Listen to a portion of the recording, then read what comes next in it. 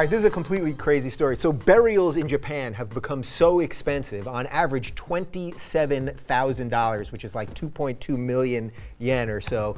They've become so expensive that people are launching their cremated relatives into space, which that part actually sounds kind of cool to me. You can send your relatives' ashes into space. Elysium Space Incorporated, which I wonder if that came out before the movie or not. I think it did.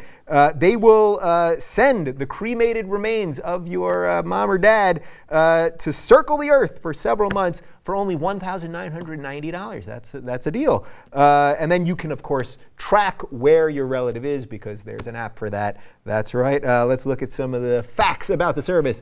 About 1 gram of a person's remains are placed into an individual space-grade aluminum capsule. Missions will carry between 100 and 400 individual capsules, and cost of renting a burial plot, as I said, and a tombstone in Tokyo is about $27,400. So $27,400. So are we going to all end up in space? I guess that's where we'll start on this. Rick, are you going to space when you leave this mortal coil? Well, that's one of those things that looks so great on paper. Yeah. And they're kind of, I hope they've factored in the ozone depletion, because if that's a space-grade aluminum cylinder, some of them might start making it in. And the irony is, you know, you're at the funeral for your loved one and you get hit by them as this flaming meteorite slams in from, you know, upper atmosphere. Yeah, gives new meaning to a sign. Yeah. That's right. Yeah. Yeah, I love that, renting the space, too. Yep. Renting it, you know, it's something that they got to evict them, you know. Yeah. You got to kick them out when they didn't make rent. I think that it might be safer than living in Japan, too, at this point. There's some major stuff. Start living the live people up out of there, too. Yeah. You know.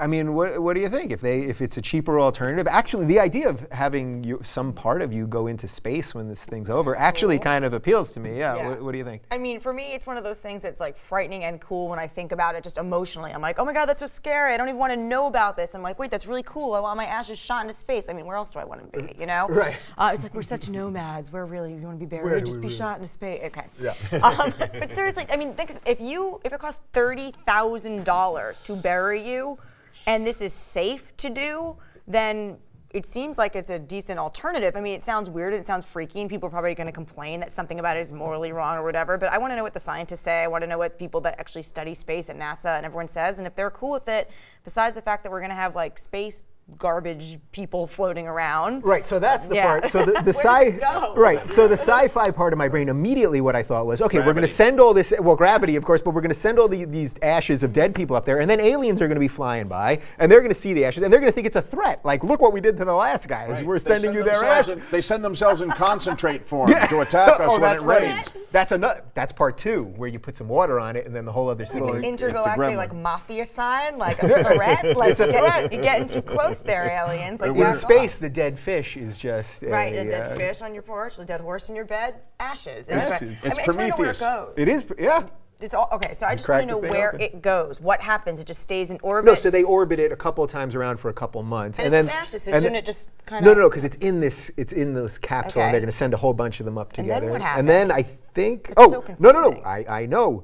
You track it, and then, like a meteorite, the remains disintegrate upon entering the Earth's atmosphere. Okay, that's cool. I'm into that. Yeah, first of all, if you've ever been to Tokyo, no. The apartments are like this small. People are like stacked almost on top of each other. It's incredibly expensive. It's incredibly busy and loud, and pollution is going up. And it's it's a nice city. It's my favorite city I've ever been to. But you can tell there's absolutely no space. So I can't even imagine space. Sorry.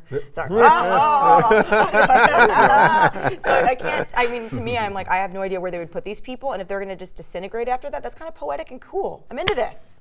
As long as they disintegrate, because every time you launch a rocket, you're putting another little hole in the ozone. You keep launching rockets at the speed they need to get rid of all the dead. They have to be mass launching them in order to be cost effective. Can you imagine every time someone's dead, a new rocket is like one per customer? It's going to be more of a limo rate than a cab rate, I'll tell you that. If it's one per customer, it's not going to be $1,990. No, I can't. If it's one customer, I'm sorry. You got to sweep your card again. Yeah. Yeah, it's got to be mass launch. Hey guys, the Rubin Report is brought to you by Coupa.com. They've got 75% off dog and cat chews, toys, accessories, home goods, and more. Use code RR for 20% off your next purchase. The link is right down there.